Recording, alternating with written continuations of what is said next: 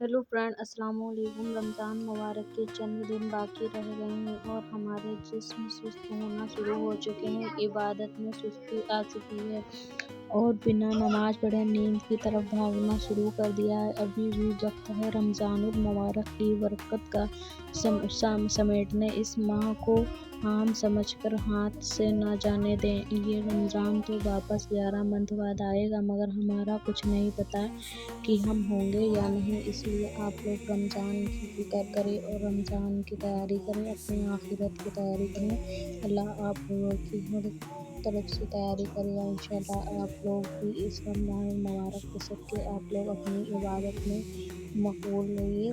अल्लाह आप लोगों को भी इसी बहाने मकबूल करता रहेगा और आप लोगों की इबादतों को कबूल करेगा। इसीलिए आप लोग इबादत में ज़रूर मकबूल रहें। अल्लाह आप लोगों को और तरक्की देगा, आप लोगों की खैर व बरकत अफजाई करेगा। मेरी बहनों और भाइयों, रोज़ा सिर्फ खाने पीने से परहेज करने से नहीं होता, बल्कि हर बुरी चीज़ से परहेज करने को रोज़ा कहते हैं। रोज़ा पूरे जिस्म का होता है। रोज़ा आँखों का होता है। इन आँखों से हमें मूवीज़ या किसी गैर महरम को नहीं देखना। रोज़ा कानों का होता है। कानों से सॉन्ग या किसी की गीबत या बुराई नहीं सुननी चाहिए। रोज़ा ज़ुबान का होता है। ज़ुबान से हमें किसी की बुराई, गीबत या गैर महरम से बात नहीं करनी चाहिए, फजूल बातें करनी है। रोज़ा इन हाथों और उंगलियों का होता है। इन हाथों से गलत काम या किसी का मरना या किसी गैर महरम से उंगलियों से चैट नहीं करनी। प्रेयर है, रोज़ेदार रोज़े में मोबाइल का इस्तेमाल ना करें। बेचैन, अगर इसमें कोई बहुत ज़रूरी काम नहीं तो क्यों रोज़े में होकर भी फ़ोन की वजह से आप बहुत से गुनाह कर जाते हैं। कितने नामहरम को देखते हैं जिससे रोज़े का नूर चला जाता है। गैर महरमों से चैट करते हैं, हराम ताल्लुक़ रखते हैं, सॉन्ग सुनते हैं, रील्स देखते हैं, शेयर करते हैं।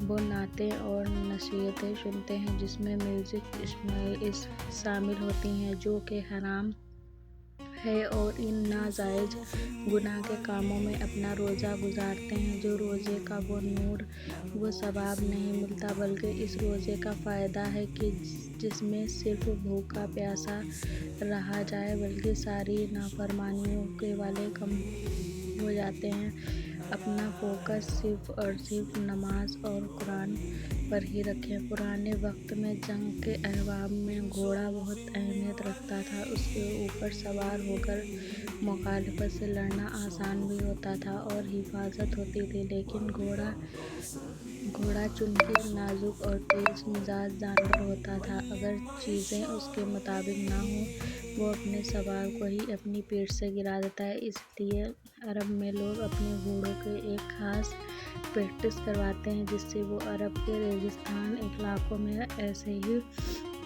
अल्लाह ताला ने रोज़े का इखलाक रखा है। अगर हम लोग रोज़े की अहमियत या उसके दीन की बातों को नहीं समझेंगे तो अल्लाह ताला हम लोगों को भी ऐसे घोड़े की तरह चढ़ाकर नीचे गिरा देगा। इसलिए दीन को और अमल को अच्छी तरीके से समझे।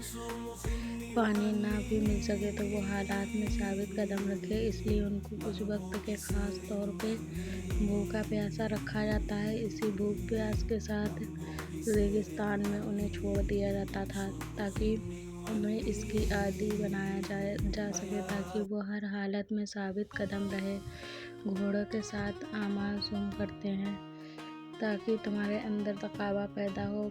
फलों से मुराद यादों से जो रोज़े रखते हैं, और घोड़ों के बारे में इसलिए तरकीब किया गया ताकि इस बात को समझना आसान हो सके। रोज़ा नाफरमानी ख्वाहिशात के दरमियान के बराबर के जैसे होता है। जब इंसान रोज़ा रखता है तो अपने आप को गुनाहों से बचाता है, और यही रोज़े का असल मकसद भी है और यही असल रोज़ा है। अगर रोज़े से होने के बावजूद गुनाह करते रहो तो वो रोज़ा ना होगा, बल्कि बस भूख प्यास होगी जिससे कुछ भी हासिल नहीं होने वाला। महीने میں اگر 3 دنوں تک انسان اپنے آپ کو کسی گناہ سے بچاتا رہے تو اس کے گناہ اندر سے بچاتا رہے نفس سے لڑنا آسان ہو جاتا ہے۔ اور ماہ رمضان کے بعد اگر نفسی خواہشیں اس پہ غلبہ پانے کی خواہش کرتی ہے تو اس کو ہرانا آسان ہو جاتا ہے، کیونکہ رمضان میں خاص پریکٹس کر لی ہے اپنے نفس کو ہرانے کی۔ اور جب دل گناہوں سے صاف ہونا شروع ہوتا ہے، ہدایت کا نور داخل ہونے لگتا ہے اور بندے پہ رحمت کا نزول انسان کی مغفرت کو داخل کرتا ہے، تو اس کے لیے نہ صرف کی آخرت کی بلکہ دنیا میں آنے والی عبادت کو اور آزمائش کو بھی اس لیے آسان ہو جاتا ہے۔ اور یہ دنیا کی کامیابی ہے اور یہی آخرت ہے کامیابی۔ تو رمضان کے لیے آفر ہے آپ لوگوں کے، اللہ سے بہت دعائیں کریں، اللہ آپ کی ہر دعا قبول کرے گا۔ پلیز اگر آپ لوگوں کو میرا اسلامک ویڈیو پسند آیا ہے تو پلیز آپ لوگ لائک کریں، کمنٹ کریں، شیئر کریں اور سبسکرائب کریں۔ اللہ